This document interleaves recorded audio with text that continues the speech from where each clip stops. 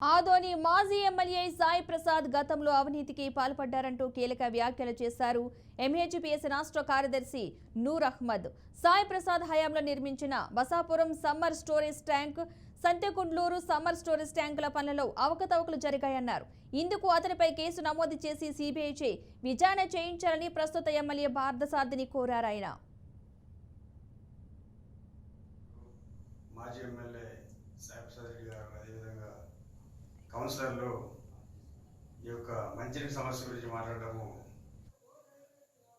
మంచి విషయమే, కానీ వాళ్ళు ఎంతసేపు ఉన్నా ఫండ్స్ రావాలని చెప్తున్నారు. కానీ మరి గతంలో బసాపురం సమ్మర్ స్టోరేజ్ ట్యాంక్ కుంగిపోయింది, నాసిరకం నిర్మాణం వల్ల జరిగింది అనేది అందరికీ తెలిసిందే.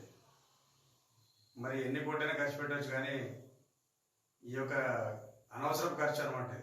ఎంత ఖర్చు పెట్టినా అది అనవసరం ఖర్చు. మరి ఈ అనవసరం ఖర్చుకు కారకులు ఎవరు? ఈ యొక్క బసాపురం సమ్మర్ స్టోరేజ్ ట్యాంక్ కుంగిపోవడానికి కారకులు ఎవరు? అది తేలకుండా ₹1 ఖర్చు పెట్టినా వ్యర్థమని చెప్పి మేము ఎంహెచ్పీఎస్ తరఫున వాదిస్తున్నాము.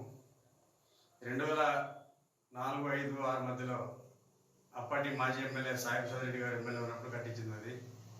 మరి అప్పుడు ఆ యొక్క నిర్మాణం బసాపురం సమ్మర్ స్టోరేజ్ ట్యాంకు నాసిరకం నిర్మాణానికి మరి ఎమ్మెల్యే గారు ఎంతవరకు కారకులు, అదేవిధంగా ఈ యొక్క అధికారులు ఎంత కారకులు, కాంట్రాక్టర్లు ఎంత కారకులు అని తెలుస్తుంది.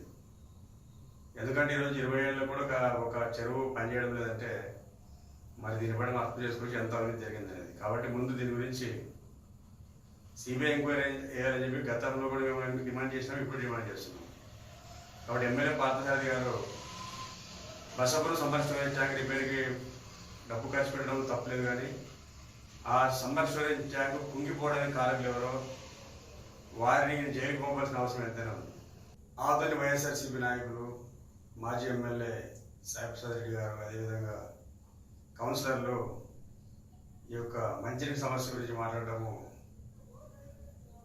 మంచి విషయమే, కానీ వాళ్ళు ఎంతసేపు